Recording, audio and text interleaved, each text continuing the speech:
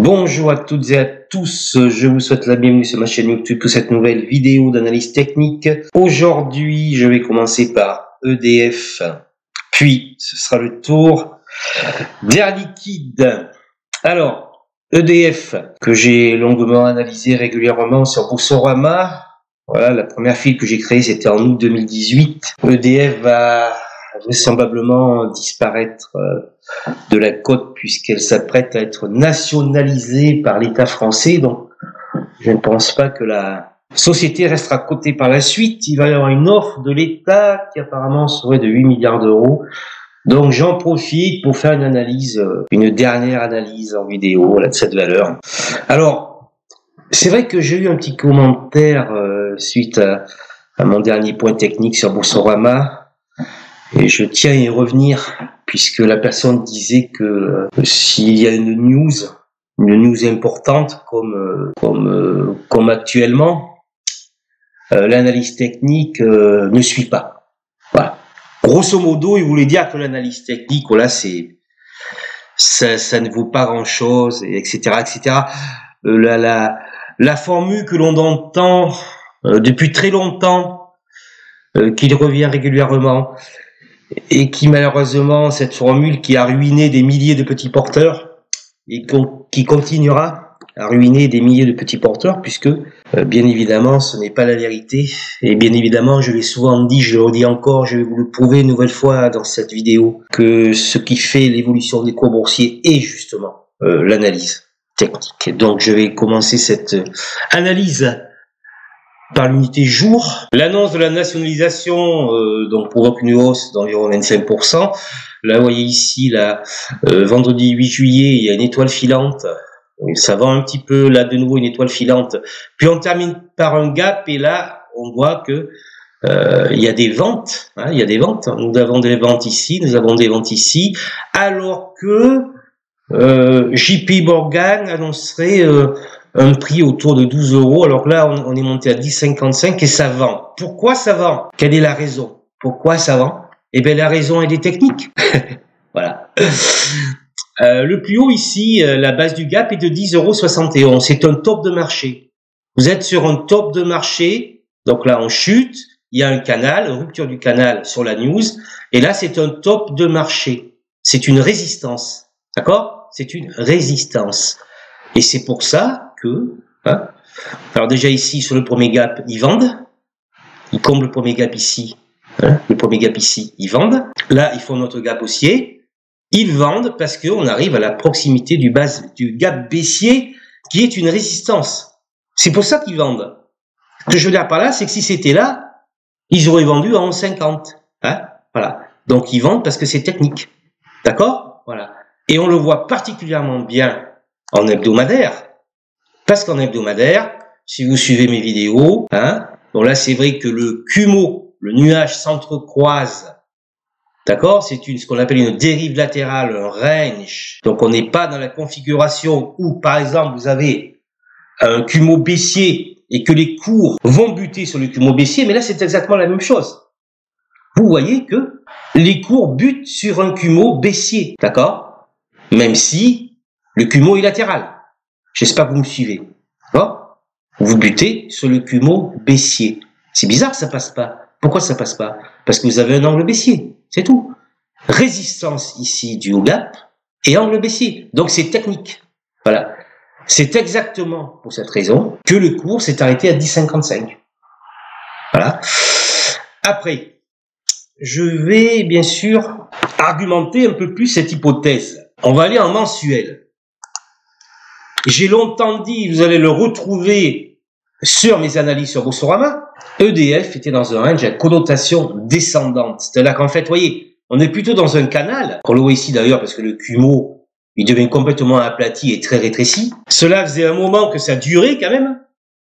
Connotation descendante, et pour quelle raison? Parce que les hauts sont de moins en moins hauts. Vous voyez que le haut ici, le suivant est moins haut, le suivant est moins haut, et le suivant est moins haut. D'accord? Et là, nous arrivons effectivement sur des bas. Les bas sont de plus en plus bas, légèrement plus bas, Sauf là, il y a un support, hein? D'accord? Et qu'est-ce qui se passe quand vous êtes sur un bas de dérive latérale? quand vous êtes sur un bas de range, eh bien ça remonte. C'est-à-dire que quand vous êtes sur un bas de range, la probabilité que de nouveau on aille chercher le haut du range, ou alors à proximité du haut du range, est très élevée. Regardez mes vidéos, ça je l'ai dit au moins 150 fois. Donc voilà. Et qu'est-ce qui se passe? Vous voyez que quand on descend ici, hop, là on crée un top, on redescend, on revient chercher le top. D'accord?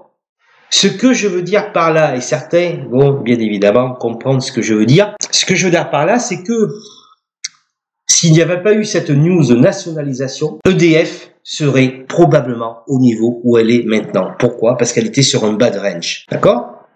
D'ailleurs, je l'avais notifié dans mes analyses, qu'effectivement là on pouvait descendre, alors je ne l'ai pas en mémoire, mais cela correspond à un bas de range mensuel, et de toute façon, il était évident que le titre avait une probabilité assez élevée de remonter et d'aller rechercher la borne haute du range à un moment donné. Je ne vais pas m'étendre, c'est juste pour vous expliquer que la news, en fait, est déjà écrite sur le graphique à l'avance, et ça, je l'ai déjà marqué. Regardez, relisez les fils, les deux fils, hein, ça prend un certain temps, mais je l'ai sûrement dit plusieurs fois, où effectivement, c'est la news. La news, en fait, est déjà écrite sur le graphique à l'avance, et donc il était écrit à l'avance qu'EDF remonterait, puisqu'on était sur un bas de range. Et je vais terminer par ceci. JP Morgan annonce un cours environ de 12 euros. Hein, je crois que, bon, regardez la news, hein, c'est 12-13 euros. Et vous remarquez qu'en fait, les 12-13 euros, et on va bien le voir en hebdomadaire, je terminerai par ça, que les 12-13 euros correspondent à la hauteur du canal, le haut du canal mensuel. D'accord? Alors effectivement, on peut avoir plus. Là, 15,50, vous voyez sur la gauche. Mais là, on dépasse un peu le haut du range. Et le haut du range, et on va le voir en hebdomadaire, et plutôt, on le voit très bien ici, c'est magnifique, vers les 12,80. Grosso modo, hein, on va grossir la ligne. Regardez bien, on va grossir la ligne ici. Vous voyez que le haut du canal mensuel correspondant même au triple top du canal hebdomadaire, hein, aux alentours de 12,80. Et comme par hasard, JP Morgan annonce 12, 12,50 ou 13 euros correspondant à ce qu'à peu près va débourser l'État français pour EDF. C'est très bizarre, hein. C'est là qu'en fait, tout est annoncé avant sur le graphique. Donc, bien sûr, on verra bien. Et puis, j'espère pour les actionnaires que ça sera plus. Mais voilà, cela doit vous mettre la puce à l'oreille, vous qui tradez sur le marché financier, qui voulez réussir. C'est ceci justement qu'il faut retenir. Toutes les news sont écrites à l'avance sur le graphique. Voilà, maintenant, c'est à vous de trouver la formule. Moi, j'ai mis très longtemps à la trouver, mais bien sûr, j'ai beaucoup travaillé pour cela. Voilà, passons maintenant à Air Liquide. Air Liquide, 127,02 € le 15 juillet. La vue est hebdomadaire. Alors, j'ai éclairci un peu le graphique, hein. Voilà, vous l'avez remarqué. Qu'est-ce que vous remarquez? Parce que bien évidemment, je vous incite à vous abonner à cette chaîne, à bien regarder mes vidéos, à bien suivre mes newsletters, et notamment la dernière qui a explosé les vues, qui est maintenant et de loin la newsletter la plus vue, qui a explosé les likes. Lisez les commentaires. Et ceux qui regardent mes analyses techniques, d'accord, se rendent compte de quoi? Hein? Vous vous rendez compte de quoi? Qu'est-ce que je raconte dans mes analyses techniques? Que lorsque vous avez un CUMO hebdomadaire haussier, hein, j'en parle d'ailleurs dans la dernière analyse du CAC 40, et que les cours viennent buter le CUMO haussier, le nuage haussier, ici, ici, la probabilité que le titre parte de l'avant est très forte. Vous voyez, si on retourne un petit peu en arrière, hop, CUMO, bon, ça latéralise un peu, ça repart. CUMO, ça repart. CUMO, ça repart. D'accord? CUMO, ça repart. C'est pour cette raison qu'Air Liquide a été chercher, grosso modo, les 122 et elle a rebondi un petit peu parce que vous êtes sur le CUMO hebdomadaire, mais ça, ce que je vais vous expliquer, je le dis en complément d'EDF, ça n'a rien à voir avec ce qui est écrit sur les sites boursiers, hein. Ça n'a rien à voir avec les fondamentaux, ça a à voir que c'est un CUMO haussier hebdomadaire. Donc qu'est-ce qu'il fait le trader qui connaît le marché? Il fait quoi? Il achète. Voilà. C'est pour ça que sur mon groupe Facebook, je leur ai fait un petit cadeau ce jour-là, c'était un mardi. Je leur ai dit Air Liquide vite. Voilà. Hein? Alors, moi je ne donne pas de conseils. Je ne donne pas de conseils puisque je n'ai pas l'habilitation à en donner. Mais il n'y a pas que ça. Je connais la dangerosité des marchés financiers et je sais surtout que l'analyse technique n'est qu'une probabilité. D'accord? Ça veut dire que on est tellement dans un univers manipulé que j'ai dit ceci une fois. Dans certaines situations de marché, voilà, certaines situations de marché, vous savez que là, vous avez juste. Mais dans d'autres situations de marché, ce même-là, ben non, ça sera pas juste. Donc, même si vous êtes très bon, et c'est prouvé, hein, le dernier à s'être ruiné, c'est Bill Wang d'ailleurs, et la liste est très longue, vous pouvez être très bon et finir ruiné sur les marchés financiers parce que c'est comme ça. Vous aurez raison dans certaines situations, mais dans une autre situation de marché, vous aurez tort. Et là, si vous commettez une erreur, un clic de trop, et bien ça peut vous coûter trop cher, d'accord?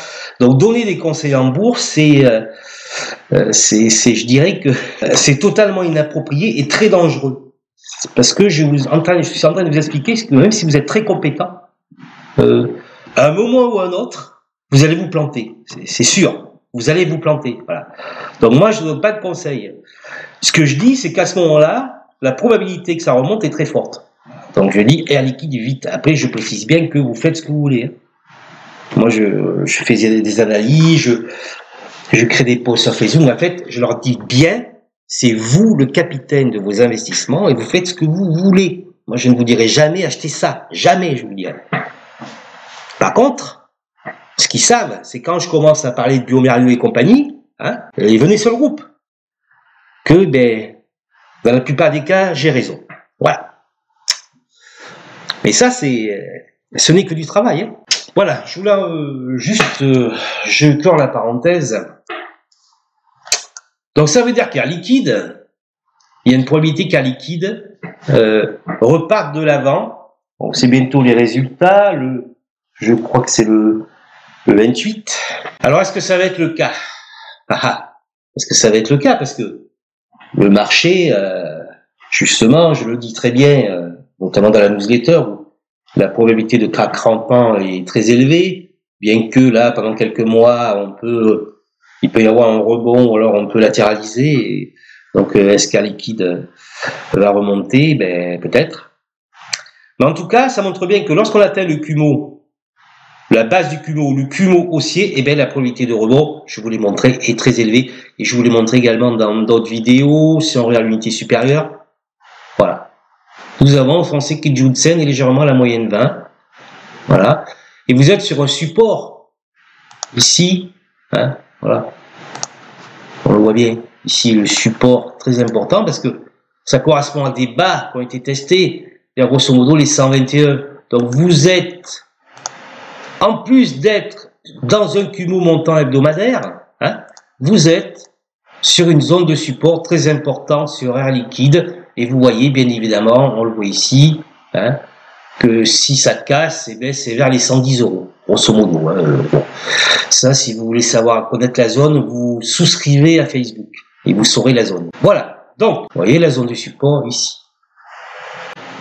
Alors là, on surveille le bas. Le bas, il est ici. Vous voyez que le bas suivant est plus haut. Et là, ça se latéralise. Donc, il faut, bien évidemment, déjà en horaire, passer à peu près les 130 pour qu'il y ait une impulsion. D'accord? Voilà. Vous voyez, ce n'est pas très compliqué. Hein. Là, il faut passer le CUMO descendant, grosso modo.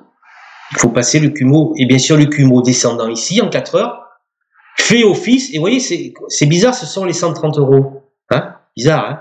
Voilà.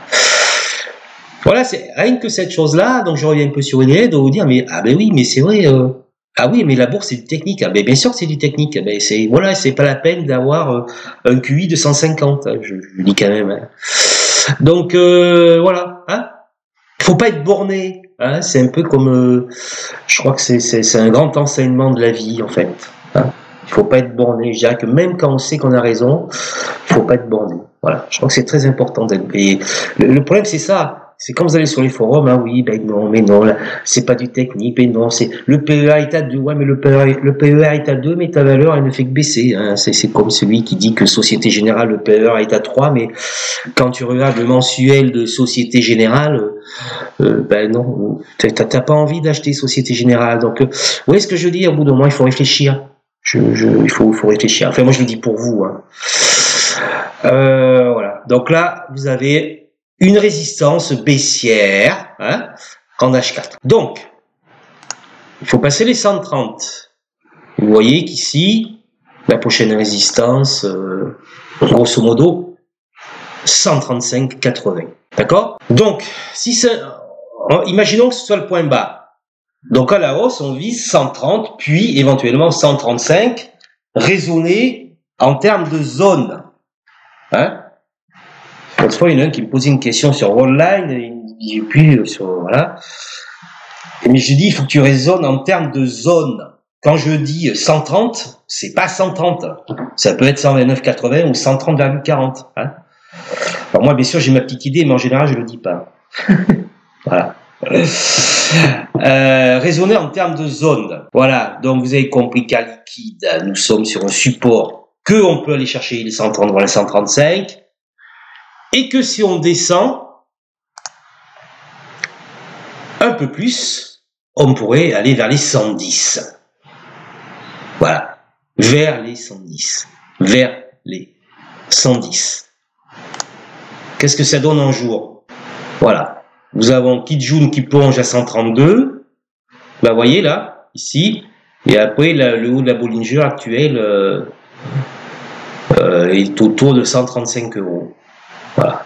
Donc, c'est très clair. On vérifie que les récents plus bas ne soient pas enfoncés. Et sur rebond technique, on a une belle journée vendredi sur le marché américain. Eh bien, on peut aller chercher 130 et 135, peut-être. Après, est-ce que ça ira plus haut? Ça, parce que là, vous voyez qu'il y a un petit retournement ici, là. Là, on est un petit peu plus haut, il y a un petit retournement ici. Donc, ce que je veux dire, c'est qu'on peut très bien faire un rebond et plonger après. Hein. Parce que, comme je vous l'ai dit, probabilité de crack rampant, donc ce support peut très bien ne pas tenir, hein, peut très bien ne pas tenir, même si la plupart du temps il tient. Hein. Donc 2016. Donc vous voyez les montants, d'accord? Là regardez, là ça tient, là ça tient, là ça tient, mais là ça tient pas. Hein. Et là ça latéralise et ça repart, d'accord? Là ça tient pas. Hein. Vous êtes à 64, elle descend à 56. Là, ça tient pas. D'accord? Parce que le marché fait en sorte que mais ça tient pas. C'est pas. Mais ça tient souvent, vous voyez? Là, ça tient. Là, ça tient. D'accord? Et là, vous êtes sur le crack subprime. Donc là, vous voyez que là, ça latéralise. Et là, ça ne tient pas. Et là, ça chute fortement. Donc, effectivement, si on va vers un crack rampant, ben, Air Liquide peut baisser davantage. Mais là, je vous ai montré clairement que vous êtes sur un support. Merci d'être resté jusqu'à la fin. J'espère que ces nouveaux enseignements, hein, parce qu'il y a pas que du technique, il y a beaucoup de psychologie, vous apportent de la valeur. Merci de m'avoir écouté. Abonnez-vous à la chaîne. Surtout, ne manquez pas la newsletter. Et on se voit très bientôt pour une nouvelle vidéo.